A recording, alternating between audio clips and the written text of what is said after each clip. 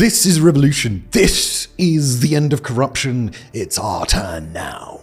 Sushila Karki's words to the Guardian newspaper perfectly encapsulated the mood in Nepal on the 9th of September after mass protests led to the resignation of Prime Minister K.P. Sharma Oli. Initially sparked by a government ban on social media, they quickly grew to encompass public anger at corruption and a political elite that was incapable of delivering jobs or opportunities for the youth. And the protesters wouldn't be satisfied with just one resignation. They chased the nation's finance minister through the streets, kicking him into a wall, burned down politicians' houses, and even surrounded the Tribhuvan International Airport where politicians were believed to be fleeing. Over just a handful of days, Parliament was set alight, the government dissolved, and former Chief Justice Sushila Karki appointed interim Prime Minister by a public vote on the social messaging platform Discord. In short, this was a high-speed revolution, one that unfurled so quickly it would give France's Three Glorious Days revolution in 1830 a run for its money. Yet, that speed means that Nepal's future is now up in the air. The country has, for all intents and purposes, rejected the old political order, but it has not yet defined what will replace it. Which raises the question, well, what's next for Nepal? Is this the beginning of real change, or the calm before the next storm? And beyond Nepal's borders, what impact will these protests have on regional powers India and China?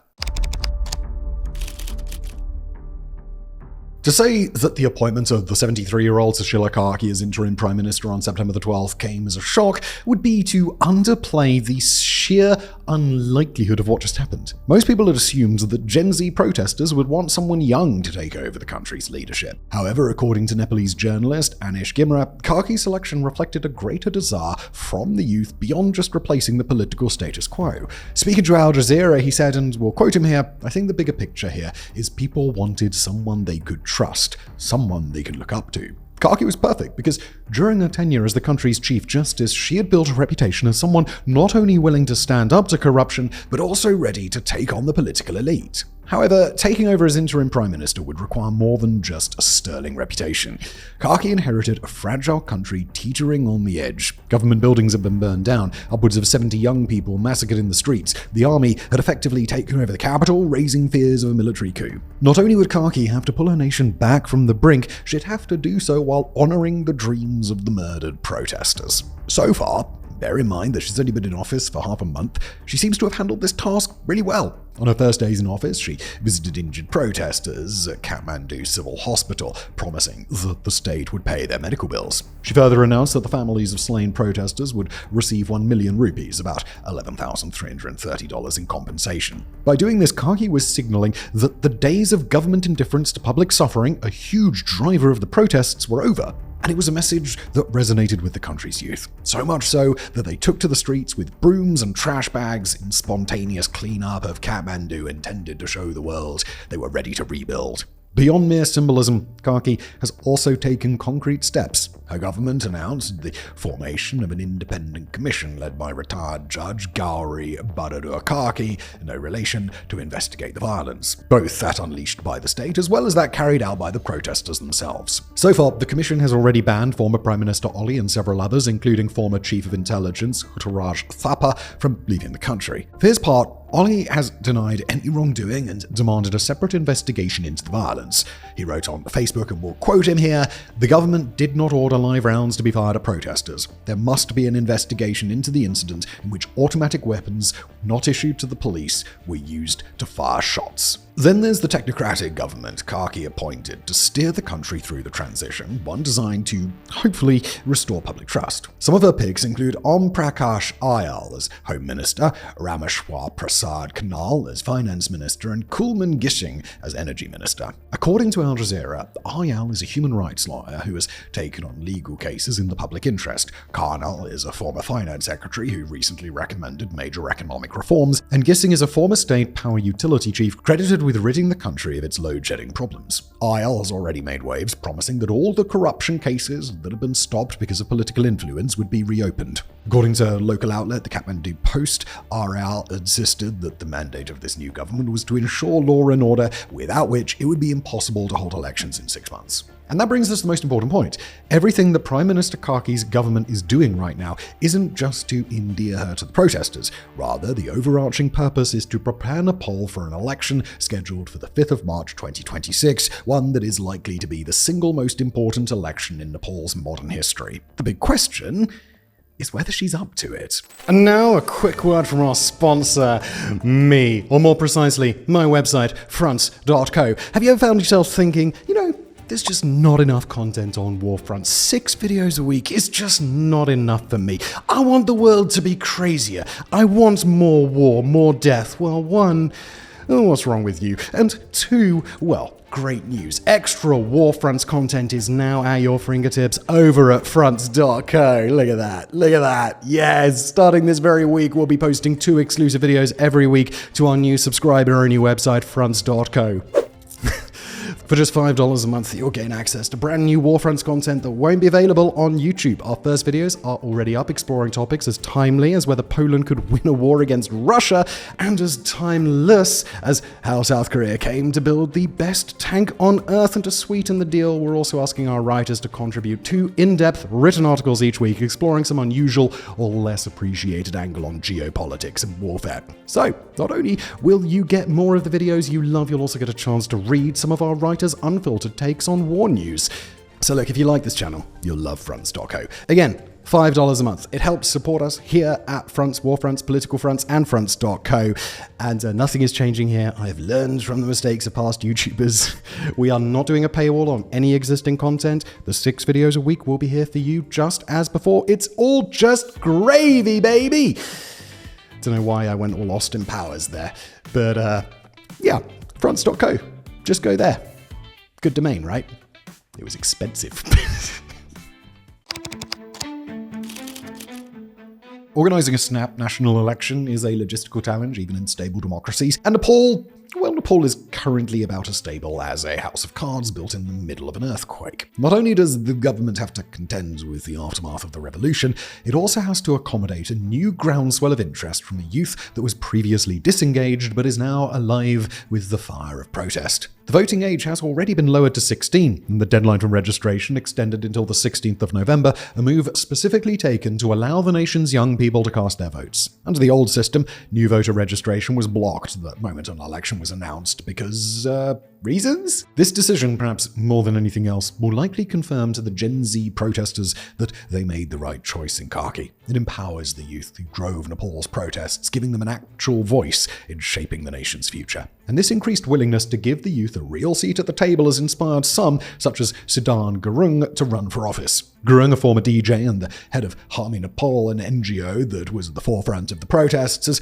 quickly emerged as one of the most influential figures in Nepal. In an exclusive interview with Al Jazeera's Start Here, Gurung revealed that running in the elections wasn't something he had initially planned for, but he felt compelled to do so because the toppled government was constantly trying to tarnish their image. Quoting him here, we just wanted a safer Nepal and we wanted corruption-free Nepal, and they have dragged us into politics. If it's politics they want, that's what they'll get. So we will be running for the next election because we are not going back down now. Gurung further emphasized the importance of the youth presenting a unified front in these elections to ensure that they could protect the change they fought for. And that idea of a unified front is important because if Gurung runs as an independent candidate, odds are he will be elected. However, because of how Nepal's government is structured, he will have very little practical power. Being a parliamentary system, Nepal doesn't elect its prime minister directly.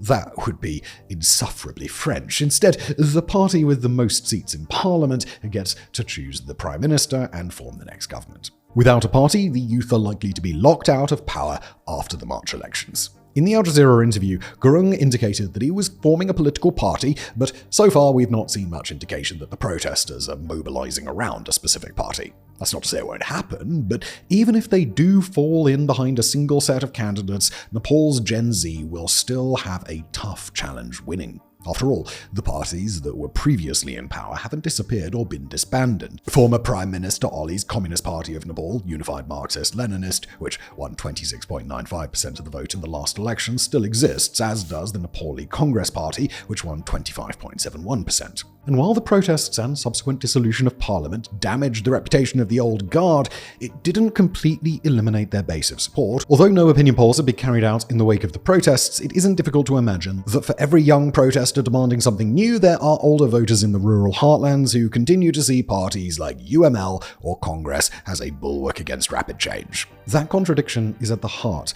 of the upcoming election. Protesters want to push the country toward a new political order, while the traditional parties want to prove they remain the safest option.